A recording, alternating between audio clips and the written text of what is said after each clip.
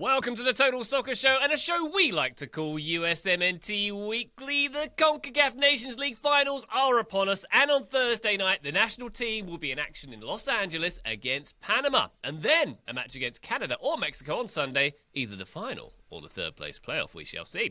On this episode, we're previewing the Panama game, but before all of that, we're looking at a huge story that has broken just before we record, a pretty seismic change that's coming to American soccer. Let's get into it. My name's Ryan Bailey. Joining me today to get into it, Taylor Rockwell's here, wearing a lovely pastel blue today. Hello, Taylor.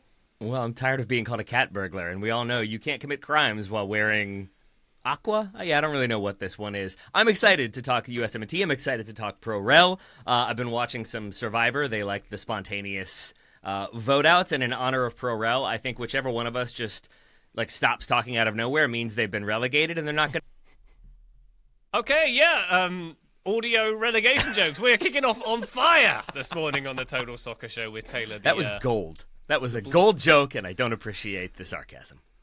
Wearing such a lovely shade of blue, I can't be mad at you, Taylor, frankly. Thank you, buddy. You blend right in with the blue buildings in your neighbourhood. Graham Ruthven's here. Hello, Graham. Hello, Ryan Bailey. How are you? This international break, are you enthused? When you mentioned the big news during the international break, I thought you were talking about George Hurst declaring to play for Scotland in this international break. That's what all my notes are about, right? That's what you're talking about. Yeah, the villain entire from B-block Deadwood is the thing you just said. Yeah. I definitely want to call him Jeff Hurst every time I talk about him, which is not great for a Scottish player. Of Remind course. us who Jeff Hurst was, Graham, and what he did for a great nation. He's the only player to score a 2-goal hat-trick in a World Cup final. Oh, he did it. It went in, Graham. We all know it. Joe Lowry's here. Hello, Joe. Hey, guys. I'm not at all offended that you haven't commented on my shade of blue. That's, no worries. Not a problem at all. My head is still kind of spinning with everything that we're going to talk about on today's show, and I do believe we're going to talk about it in more depth tomorrow, that the USL is going to be introducing promotion and relegation. I feel like this has been dangled in front of us all for so long by the USL that I didn't really ever fully imagine a day where it was actually going to move forward. And it has. The owners actually voted on this thing to really work towards getting it implemented in 2028. We can set the stage in just a second, but my head is going 1,000 different directions this morning.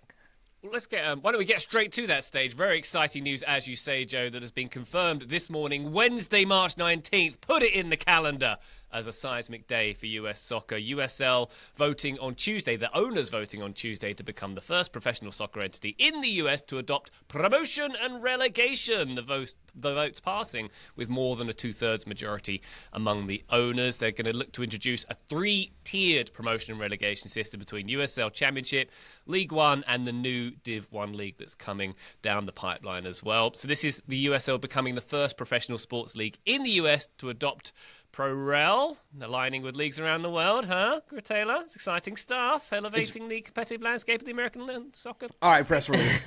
Yeah, sounds good, right?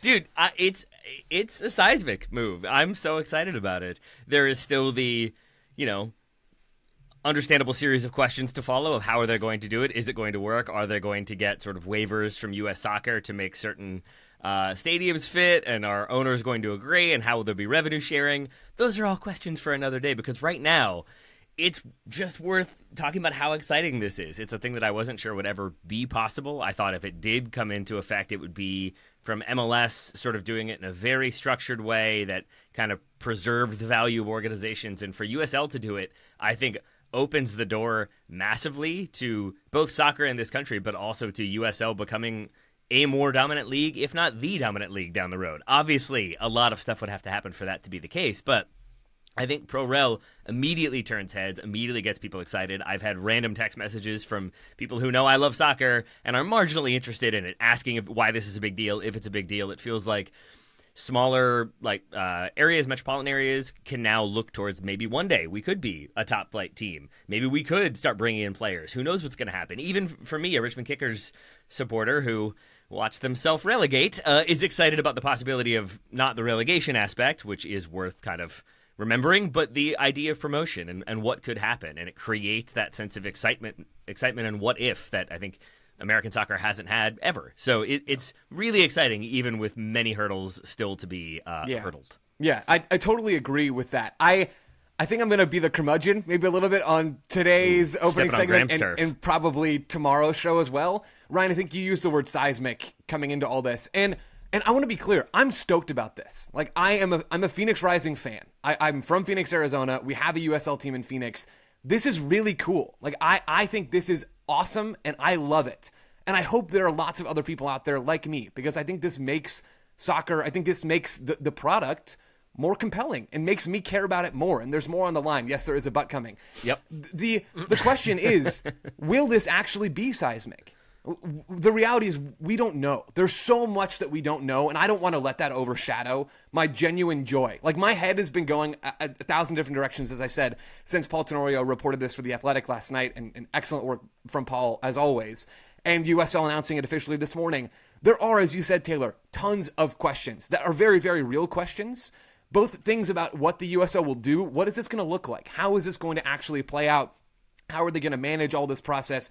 We don't know any of that information, and USL knows very little of that information at the moment as they work to solve this. There are also other questions, and I really do think the biggest one is how Ryan framed it coming out of the intro music, I suppose, of this episode, which is, like, is this going to be seismic? Because I'm not 100% sure about this. Let's have a very brief reality check. A lot of people don't know the USL exists. A lot of people don't watch the USL. A lot of people aren't in a market where there is USL. Those are big obstacles to overcome. MLS is still the predominant soccer entity, I guess domestically, in the United States. And I do think this will absolutely get USL closer. It is just a massive question in my mind of how much closer will it get them? How much more popular will it make them? How much revenue will this sort of thing generate, and interest in fans, and all of those things?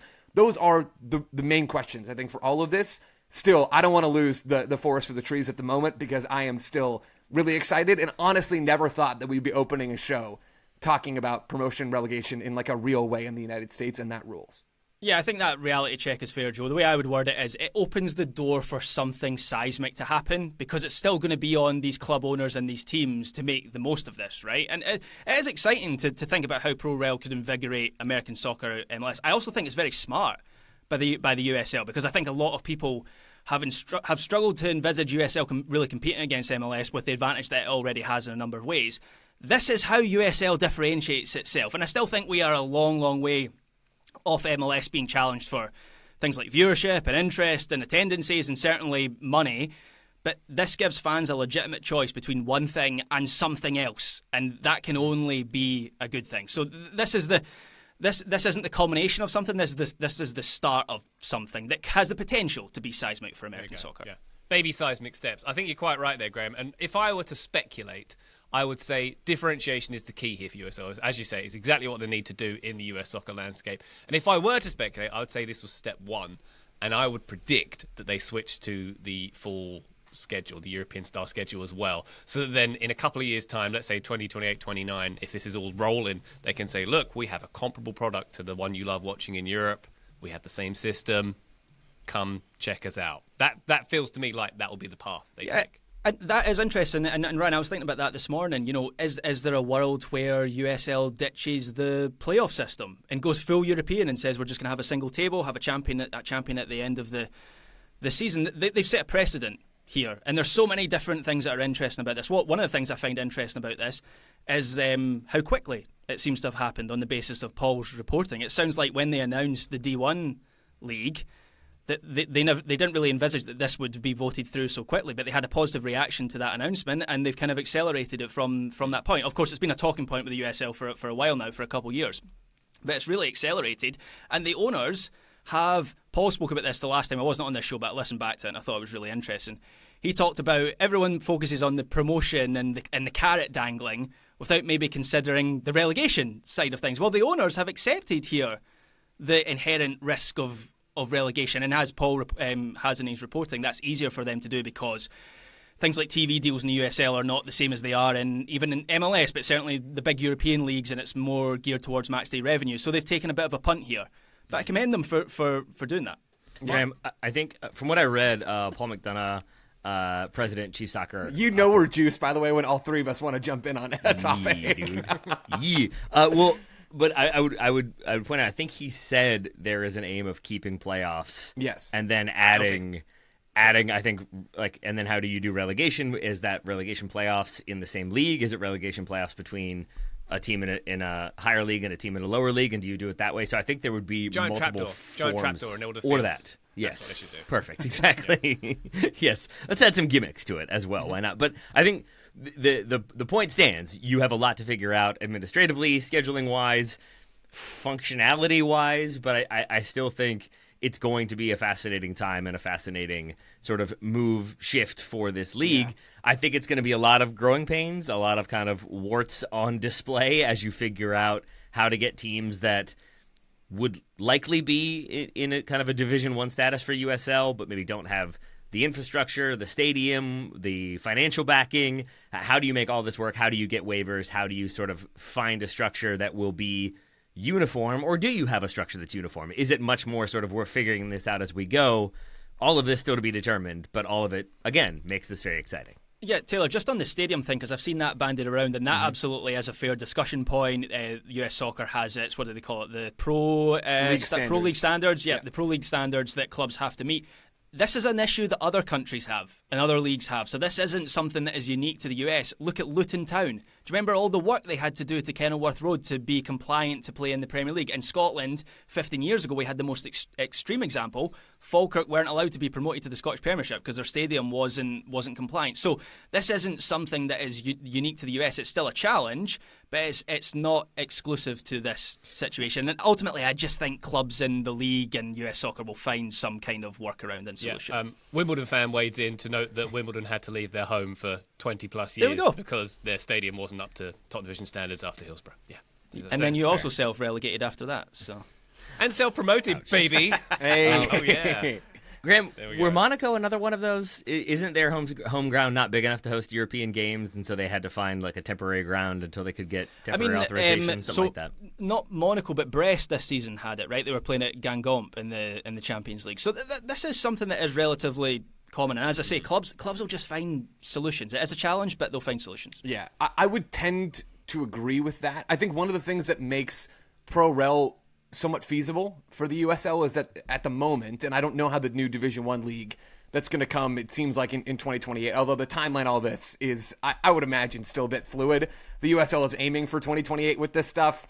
We'll see if that happens or not. I think one advantage for USL in all this is that really there's not a huge practical difference between a current USL championship team in the second division of American professional men's soccer and a USL League One team. By the way, naming convention here is horrific. We should not copy the English on any of this. It makes no sense, and I despise it.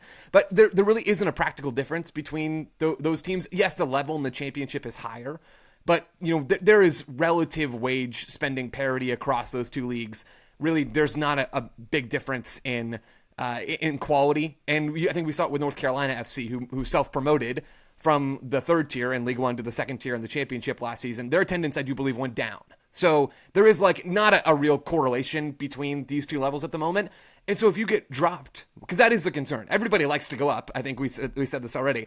If you get dropped from one of those tiers to the other, at least right now, that's probably not wrecking you financially. I think the question is, what is the new top end? All of this for USL is to create a new ceiling on what they're doing, right? That's the Division I league that hopefully will, from their perspective, have a narrative shift of how people perceive USL. I'm a bit skeptical about that. I think promotion and relegation has a much larger chance to improve the perception and raise the awareness of the USL. The question is, again, how much of that actually happens? And one more thing, sorry, because I know we got other stuff to talk about in today's show. I think this is relevant because MLS was mentioned earlier. I'm sort of wondering if this is the first of multiple promotion relegation announcements that we're going to get in the next decade or so. The other not being Major League Soccer, but being MLS Next Pro. So I chatted last week or the week before with MLS Next Pro president Charles Alchek for a piece that went up on Backheeled. And he told me, we think that Next Pro someday is going to have 40 to 50 teams. And we're absolutely not opposed to having interplay between those two leagues. And I asked him, does that mean potentially teams moving up and down? And he said, everything's on the table. And I know that that's like the in vogue thing to do. It's to say everything's on the table and to tease these big changes. I really do think that that's something that MLS Next Pro is thinking about. And I am wondering if that happens, well, how does USL continue to differentiate itself from another entity that is maybe following what they're doing, and USL, of course, following what others have done before? When you said other leagues might be doing pro-rel, I was hoping you were going to say the NFL, like the Cowboys are going down or something. NFL to XFL. Yeah. I was going to extend even further. I thought Joe just meant it's just going to become more in the common parlance. So like, ooh, sorry, Brussels sprouts, you didn't really perform the other night. You've been relegated to never being in a meal ever. Oh, they weren't roasted with olive oil and flaky salt. I can tell. I mean, it shows. I'll get the burger. Can I relegate the fries with that one, please? I'd like to promote the sweet potato fries. Obviously, you're talking in jest, but like that was one of my thoughts. Was nothing to do with fast food, Ryan? But like, if this is really successful, does this have the potential to really shake up the American sporting landscape? Because one of the things I've always grappled with promotion and relegation is actually a very American thing as a concept. Like if you take it as, you know, you build it off the back of the American dream, which I know in 2025 is a really syrupy nonsense thing that doesn't like reflect the inequality that we have in the world at the moment. But ideologically, it's that idea. Nah, we're great. It's that ideologically though, it's that idea that if you work hard enough, there's no limit to how high you can go. That you can start with nothing, end up with everything. So I've never believed that American fans wouldn't get pro-rel or wouldn't embrace pro-rel. It's always been the owners, and so if they make like a commercial success of it, you bet that other leagues are going to look at that and think, well, maybe we could implement that in some way. That's where it's really exciting. That is where it could have a knock-on effect that goes beyond the USL. One more small thing for me, because I agree with all of that, Graham, and I think that is a huge potential impact. I would just add to the naming convention thing, if it's not named the USL Premier League, I will eat Graham's shoe that he did a shoey out of. And by I mean Ryan. I want that on record. It came to the new house. My wife was very confused when that got packed. Wow. I hope it's in a glass case of non-emotion somewhere in your house, Graham. Very good indeed. We will be covering the USL promotion relegation ongoing story, on Thursday's show. So do tune in for that. We'll do much more on that because we've got USMNT stuffs to get to. I will say, though, from what I understand of the whole process of this coming to pass, it felt a bit conclavey in terms of getting the vote together, finding out whether they had the votes to get the vote together, and then once the vote happened, obviously it had to move very quickly because it was likely to leak very quickly, as it did. There we go. So exciting times ahead for US soccer indeed. More on Thursday's show. We're going to take a quick break. When we come back, we're previewing USMNT taking on Panama. Join us then. Total Soccer Show, welcome back, or welcome to USMNT Weekly, which we're just kicking off now with our preview of the big game against Panama on Thursday. Where shall we start off? All right, Joe, we got a few changes to the roster, do we not? Max Arston, Brian Gutierrez, and Jack McGlynn coming in. Anthony Robinson, not Jedi, Johnny Cardoso, and Austin Trusty withdrawing due to injuries. How big a factor is this for the squad for these games, Joe? It's massive, and I think there's a name on that list that stands out to all of us. Austin Trusty? Austin Trusty, absolutely, so that they don't get to have the CCV Austin Trusty pairing. And by they, I mean the entire USMNT fan base that has been clamoring. Being spited. Banging down doors for this to happen. Nothing is more important to me than seeing those two guys play together, and I'm devastated, truly, that we're not going to see Why that does in it this sound window. why does it sound like Joe's being sarcastic? No, because I don't care about science. We need to do this for science. Jedi Robinson is the big miss. That whole thing was a bit, obviously, as I think it was very clear, but not just the Trusty thing. I don't know that any of these moves are devastating for the United States. Jedi Robinson is a big loss, though. He does change how this team plays. There are no other real left-back options in this team other than Max Arston, who's been brought in late, and I would be a little surprised if we saw him. Ryan's putting up the one finger if you're not watching on YouTube. Tim Ream is probably the obvious replacement to Jedi Robinson, and we'll talk about this later. Then you're staring down the barrel of a Tim Ream, Joe Scally fullback pairing, which yeah, that's a little bit rough when you're looking about getting forward into the attack. I will say, I think this is interesting to get a look at some more of what Poch thinks about the pool. I think it's interesting that McGlynn seemingly was the replacement for Johnny Cardoso. I think it's interesting that Gutierrez makes his way in, maybe a reflection of how good he's been in the early stages of this MLS season. So I like getting a better feel of what Poch thinks of his pool. But yeah, it's the left back question that is long associated with the USMNT that has been reopened, if only for a window at the moment.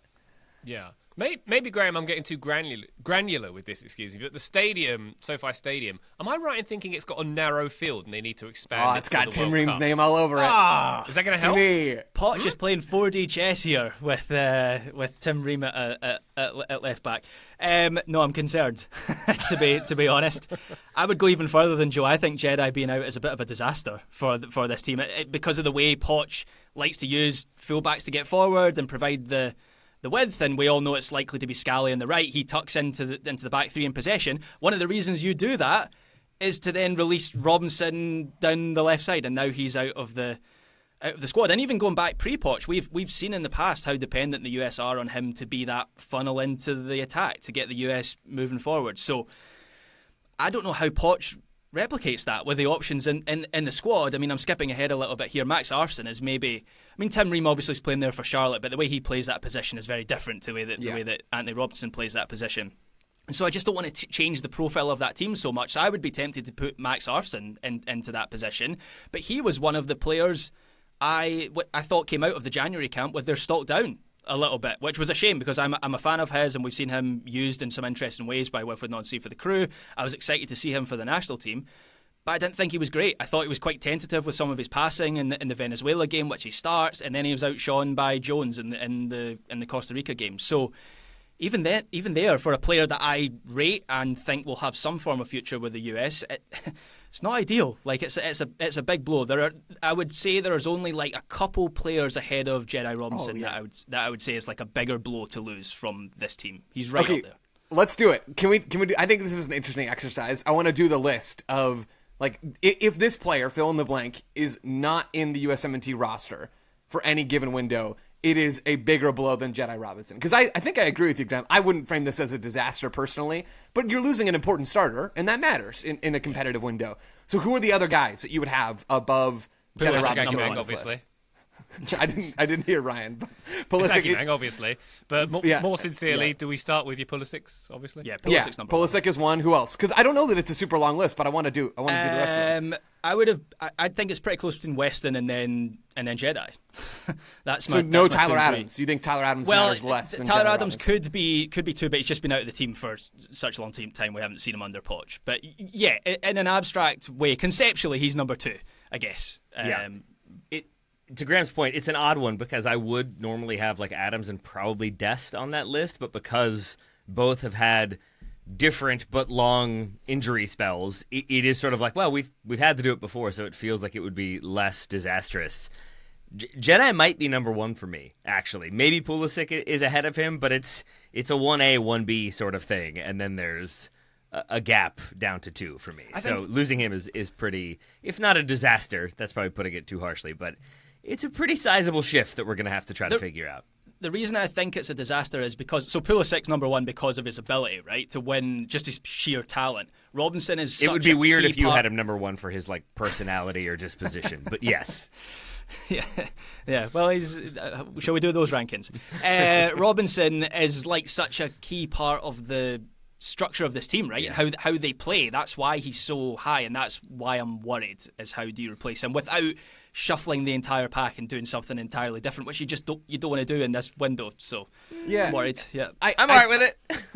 I'm intrigued about the options that this presents, and I'm curious to see kind of where our lineups all look for this game. I don't know. Maybe I'm just a curmudgeon all the way around today. The U.S. has won Nations League finals without Jedi Robinson before. They're the only team that's won the Nations League final ever in Concacaf. 2021, there was no Jedi Robinson in that team. You had Serginho Dest kind of floating over towards the left side. You had Tim Ream over on that left side. This isn't uncharted territory. If we're talking about, losing Tyler Adams hasn't been such a big deal because the U.S. has done it before. The exact same thing, I think, could be said for Jedi Robinson. And I do think this is a loss. Like, we're just quibbling about the degrees to which this is a loss. And maybe that doesn't make for the best podcasting. I think it's an interesting discussion, though. Overall, this will, if I had to bet, I would bet that this really does change how the U.S. and how Pochettino was planning to set up in this game, because I would be a little skeptical that we would see Max Arsene start, but he is, as you said, Graham, the like for Jedi Robinson. I'd be totally fine to see him start in this game.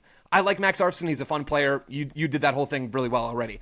I do think that Ream is probably the more likely of those two options. Does that then change who starts at right back, or is Joe Scally so locked in without Serginho Dest that Marlon Fossey doesn't really have a chance to hop above him in the depth chart, even though Fossey is more of a get high and wide, get into the final third kind of player. How does this change what Poch wants to do? How does this change how the U.S. is going to set up? I think those are really interesting questions. And there are still other questions in this lineup, especially in midfield. And really, I guess I'm just talking about Gio Reyna. Joe, one thing there, I think you are correct. Like, they've been fine in the Nations League with injuries in the past. I think you are correct. For me, what this has sort of like brought to the forefront is like, oh yeah, Jedi could be hurt for the World Cup. And then what?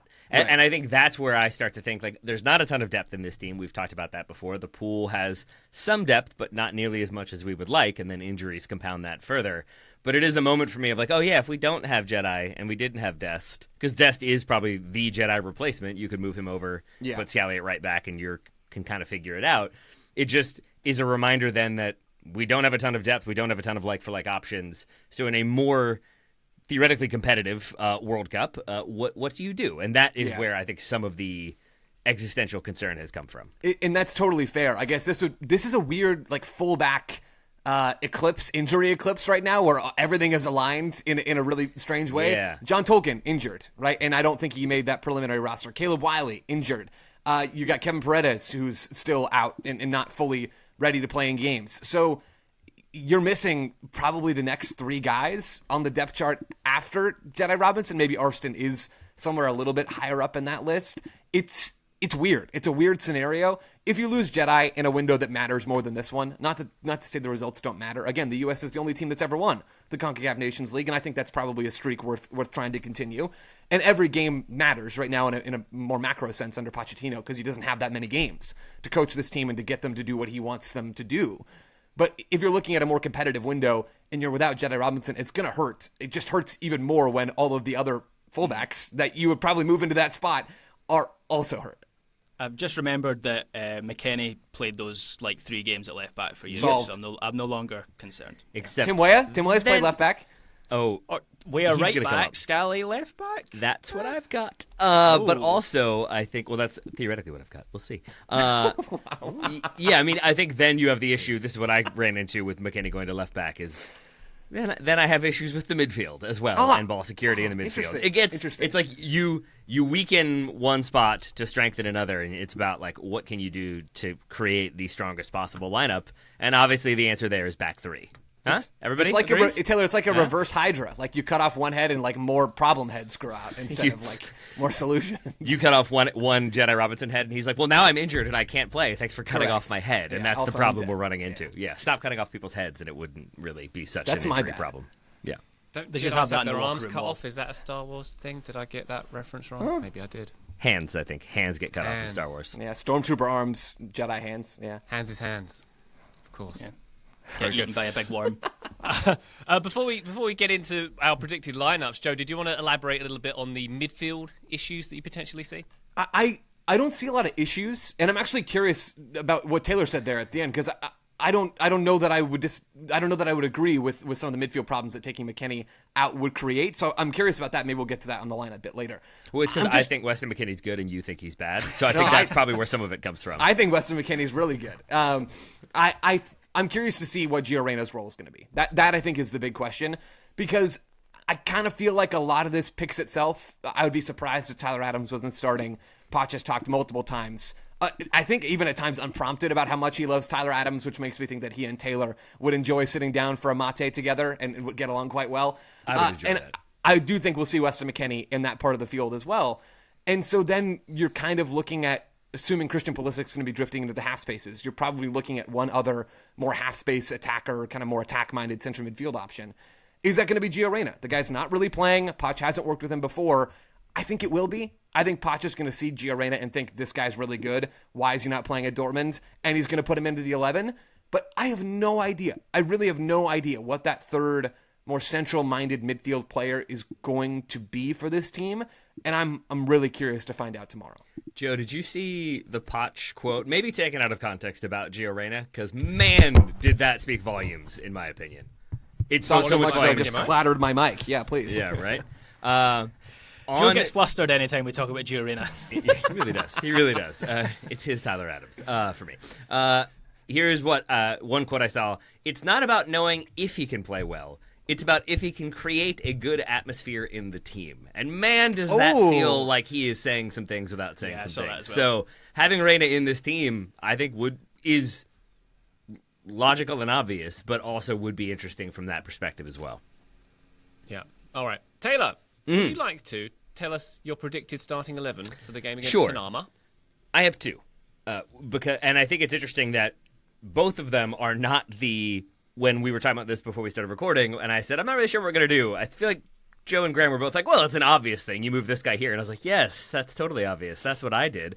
I think if you want to stick with the back four that becomes the back three, the simplest idea in my mind is you move Joe Scally to left back. You have Ream and maybe McKenzie as your center backs. And then it's Yunus Musa as your right back with Timothy Weah ahead of him, giving you that width, largely because we've talked about it before.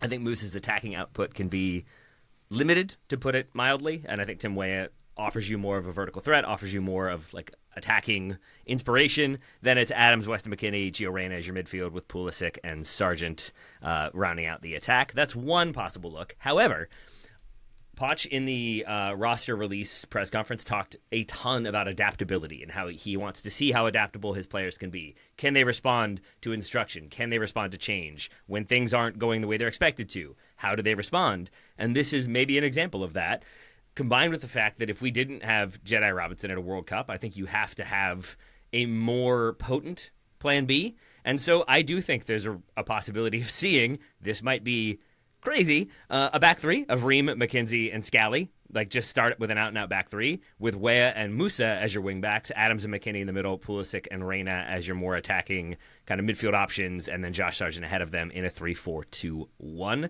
That is where I wouldn't feel comfortable moving McKennie into the left wing-back spot, because then I don't know who I would want to partner Tyler Adams to give you defensive sort of work rate, but then also miles covered, but then also ball security. I'm not sure there's anybody who ticks as many of those boxes as Weston does. Maybe it's Tanner Tessman. Maybe it's even Jack McGlynn from a ball security standpoint. But those are the two looks I think I would be interested to see. I feel like the Scally to left back one is the more likely of those scenarios. I love those, Taylor. I really, really do. And it does kind of feel like if there's a moment to mess around with the back three in a more real way, this might be it. And I'm also intrigued about those lineups because I think you did a good job of getting another more attack-minded player on the field, right? Which is the downside of putting Ream at left back, is then all of a sudden you're running those players. And in my, sort of the 11 that I'm thinking maybe is possible, to have Ream and Scally as the fullbacks is just not a particularly enticing attacking lineup, especially against a team like Panama, where you're going to control the ball. We've already seen that from the U.S. against Panama in Mauricio Pochettino's first ever game. So having all those defenders on the field is maybe a little bit awkward. And so if you drop somebody and put in another attack-minded player, I think that really does make this kind of more enticing and probably also gets more talent, just pure talent on the field for the United States with their best group of players. So I think that's a really good shout. Yeah. Bear in mind, Joe, Tim Ream at left back is basically a third striker as well. Very much so. Yeah. Yeah, that's what everybody says. Yeah, 100%. Yeah, indeed. Graham, any thoughts on those lineups? My lineup. So this is what I think Poch will do rather than what I would actually do. Taylor, the back three with the wing backs, I really like that. Like that, the players, you have the wing backs to use that system. That might be what I would do to get by in this game. So, but I looking at the two Jamaica games, and I'm sure Poch has spoken more than once about maybe not having the time to really experiment. I know you're mentioning his comments, Taylor, on being adaptable, but he's been asked about different formations and so on. And the impression that I've got is he doesn't want to fundamentally shift it that much. So I think he's going to stick with as much as he can from the last competitive window. And so I think he'll go with Turner in goal, obviously, Joe Scally right back, McKenzie and Ream as his centre back. That then leaves the big old question over left back. I think it will be Max Arston, just because he's brought him back from the January camp. He's made some form of impression. He started the first game, so he likes him in some sense. And that first game was when we got I think that was kind of the A tier of the January camp players was in that first game, and Arston was in it. And then I think it's going to be Adams, McKennie midfield. I think Pulisic in a central position on paper, but left leaning, and then Musa and Weah with Josh Sargent as a starting centre forward, which is probably the most boring lineup of the three that has been put forward so far. But I don't know if Pochettino's going to break it apart that much. There you go, Joe. If you had to guess at what Poch will do here, what do you think? If I absolutely had to guess, I'll go with the lineup that I had written down coming into this episode, which is Matt Turner in goal. I would have Scally as the right back, Ream as the left back, McKenzie and Richards then in the center back pairing. Then you'd have Tyler Adams and Weston McKennie sort of floating towards the deeper base of midfield, with Gio Reyna a little higher, and then Pulisic kind of drifting in from the wing, with Weah on the other wing and Josh Sargent up top as the number 9. I think that's totally possible. At this point, I really don't have a good feel for what Poch is going to do. The one thing I will say is we talk a lot on this show, and I think, Taylor, you mentioned it earlier, about Poch and his sort of proclivity for that back three shape in possession, right before shifting back into the flat four defensively. It is worth noting that he hasn't done that every time. We talk about it like that is like the only thing that he's done, and I'm probably guilty of this too. That's not the case, right? We saw back in the last game of the November window where the United States were pushing Joe Scally up. He was playing right back, but instead of, staying deeper with the center backs, he was playing like a right back. And the U.S., possessed in a 2 center back look instead of a 3 center back look.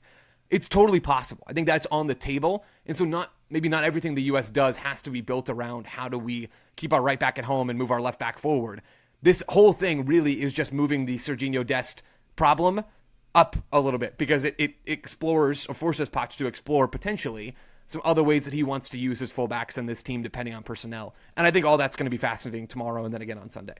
Yeah, definitely so. All right, we'll take one more quick break. When we come back, more on this game and on Poch's comments in the press this week and much more. Join us then. Total Soccer Show, welcome back to USMNT Weekly. We are looking ahead to the action in California on Thursday evening. Is it 4 p.m. local time? It's a 7 Eastern, right, for the kickoff here? So Must be. Yeah, they're probably running both games back to back. So one of them had to draw the short straw, and I guess Mexico got the long straw. Yeah, I mean, that's still for people to get home from work and whatnot on a Thursday, that's a stretch to see. They won't be there. They'll just go ahead and say that now. They won't be at the game. Yeah. I see. I think what happened was they took into account what is a good time zone and kickoff time for me here in Glasgow, Scotland, and so that's why it's at this time. Yeah. Graham's going to promote that time zone to the top. Thanks, Concacaf. Big thumbs up from Scotland for Concacaf there. Wonderful stuff. All right, Taylor, let's say the US, a dream scenario, 3-0 up after an hour. Are there some players you want to see who might not be immediate starters? You want to see get some minutes for half an hour? Diego Luna, maybe, someone like that? This feels like Patrick Adjaman bait. I was going Luna, but Adjaman works too, yeah. I just need to say that so Ryan will be happy. Patrick Adjaman. Are we done now? Did I do it? Okay, cool. I'm glad to be of service. Yeah, I think Diego Luna is certainly one of those. You get Gio Reyna off, or maybe it's Christian Pulisic. You give him a break since you're probably going to need him a lot in the final, if and when you make it.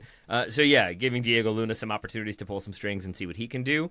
I think Brian Gutierrez is another one. We've all, at various points, been impressed by him with the U.S. to some extent, but then also with Chicago Fire this season especially. So to see what he can do with a cameo appearance and with the pressure off and what he can create and how confident he looks on the ball, I think that would be pretty interesting as well. And then Tanner Tessman, because I sort of dismissed him when Joe and I were originally discussing potential rosters. And I think it is worth noting, has had a strong season, has been a strong player for the U.S., and I think is capable of elevating and adapting his game. So maybe giving him 30 minutes for Weston or Tyler Adams also wouldn't be the worst thing. Good stuff, Taylor. Graham, maybe we flip the question a little bit. Nightmare scenario. Let's say the US are 1-0 down after an hour. What kind of changes are you making if you're the big Argentine on the sideline? Well, I mentioned this last week, but I'm hoping that we see an evolution of this team with players like Reyna and Diego Luna included. Creative ball players who can make something happen with the ball in the final third. Obviously, this is the stick that was used to beat Berhalter with for a long time, was against CONCACAF opponents. Maybe sometimes lacking in ideas to break those teams down. So Reyna obviously was in a lot of those teams. Luna wasn't. And he's kind of he's that player at the moment, right? He started the season well for RSL. He did well in the January camp with his busted up nose and his big balls. I don't know if I'm allowed to say that on the show, but anyway, Pochettino did, so I've got permission now. So I just want to see more of him whenever I can. So I'm hopeful that he'll get some game time over the two matches. Hopefully it's not in that situation, Ryan, but he is one of those players that I would look to. Also, Patrick Adjaman. He is. We've mentioned this a number of times, but he's something different for for the US, and I'm thirsty for some more Patrick Agyemang. We had our whistles wetted by him in the January camp. All right. He is a little bit, he's not as orthodox as Brian White. And You're good. I think we're there. What did I say? What didn't you say? Anyway, let's get Agyemang in there. Very good. Joe, any other players you'd like to spotlight from outside the starting 11? Man. Oh man, Graham gave me a hard time on Gio. Wow. Other players. Sorry. Other players I want to see. I think most of them have been mentioned. I thought Tanner Tessman was going to sneak all the way down to me because I am really intrigued with Tanner Tessman right now, and I think he's got a real future with this U.S. team. Maybe even outside of like a bit part role. It wouldn't shock me if, or maybe this has already happened, if Tessman passes Yunus Musa in that central midfield depth chart, given how much Poch likes to play Yunus Musa out wide. And I think their careers are just on slightly different trajectories at the moment. I think I said this maybe last week, but I will probably shed multiple tears of joy if we get to see Gio Reyna and Diego Luna play together for any extended period of time. I don't think we're going to, because I'm not sure we're going to see Luna much at all or at all. And even if that happens, I kind of imagine it's one coming in for the other. But I would love to see, and this is sort of me pivoting to something that I want to see in this window.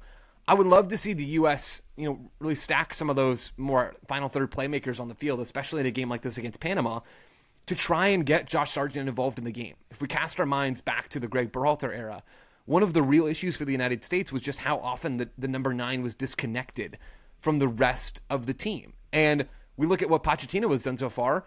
Outside of that Jedi Robinson into central midfield wrinkle that we saw, he hasn't overhauled anything tactically, right? Like there's maybe some minute differences along the way, but it's a very similar team. And one of the things Poch talked about in the media roundtable he did in London this past week, and maybe we'll get to that shortly, he talked about how he wants to set the U.S. up to be dominant with the ball against lower quality teams and to play a little bit more in transition against higher quality teams.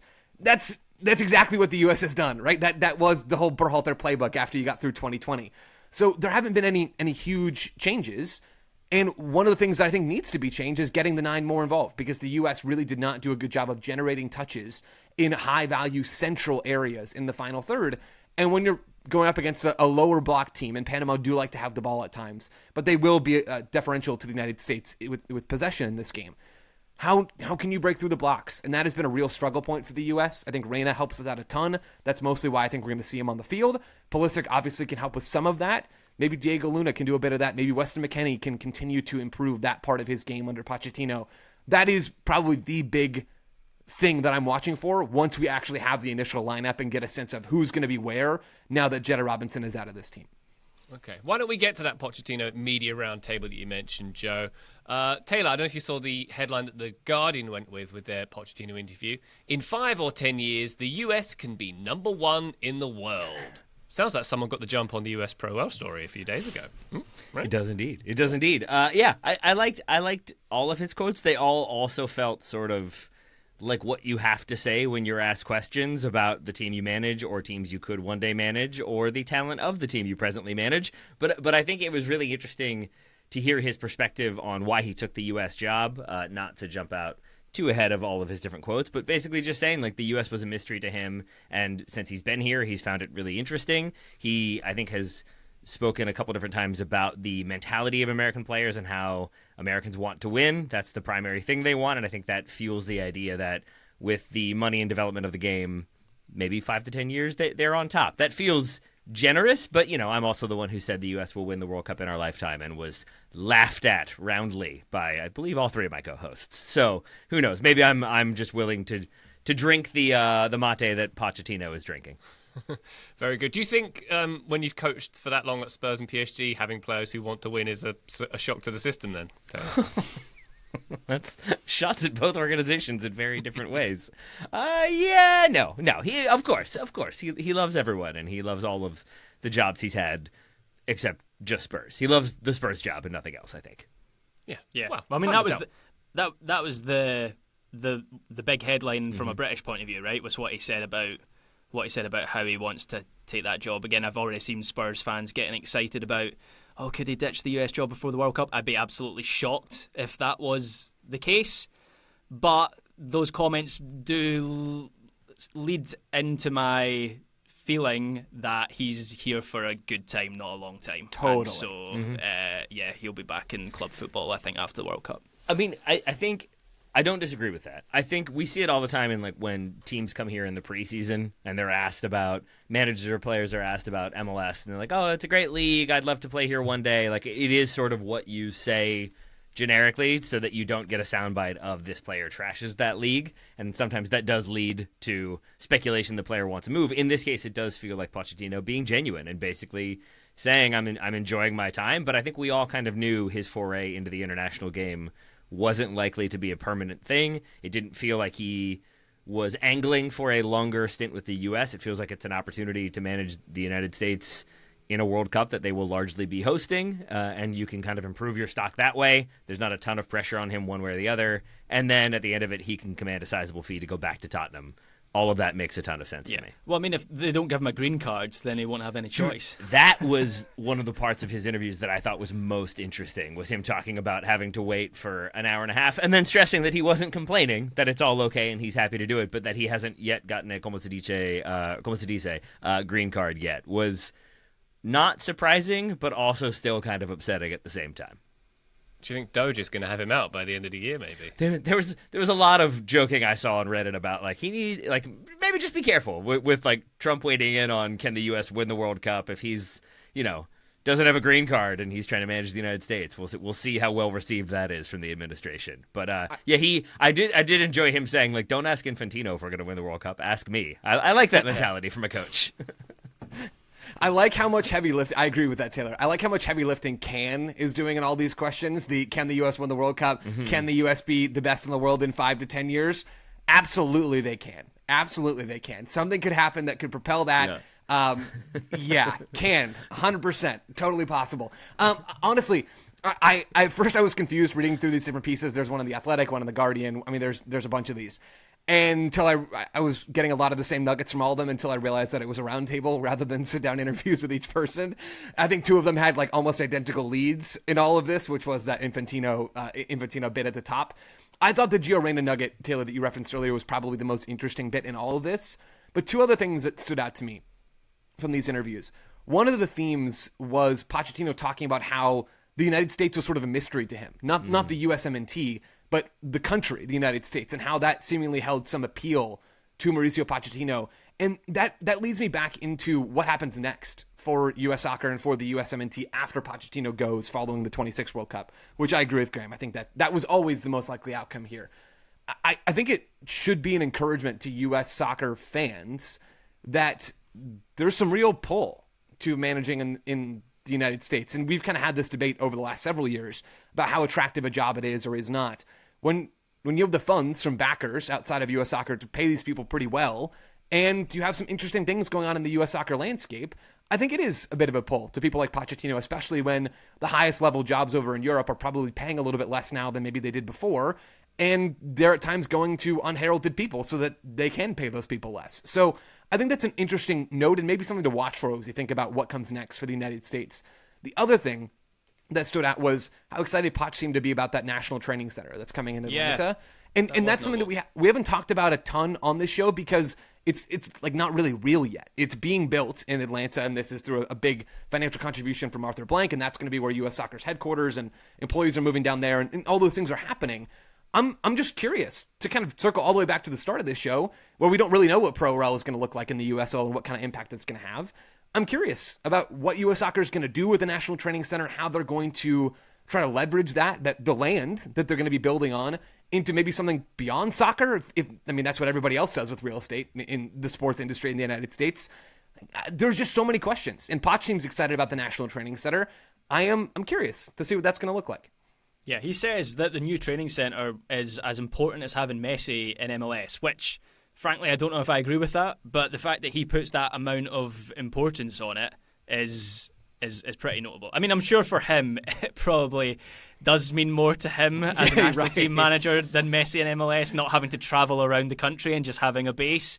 But yeah, to your point, Joe, I am interested to see how it changes, because there are some countries that don't make the most of that facility. Then other countries, you look at England with St George's Park, and look, I'm not saying England have become one of the best national teams in the world because of St George's Park, but it's a key component of a wider strategy that has propelled England to the level that they're at right now. So it's a big opportunity for US soccer.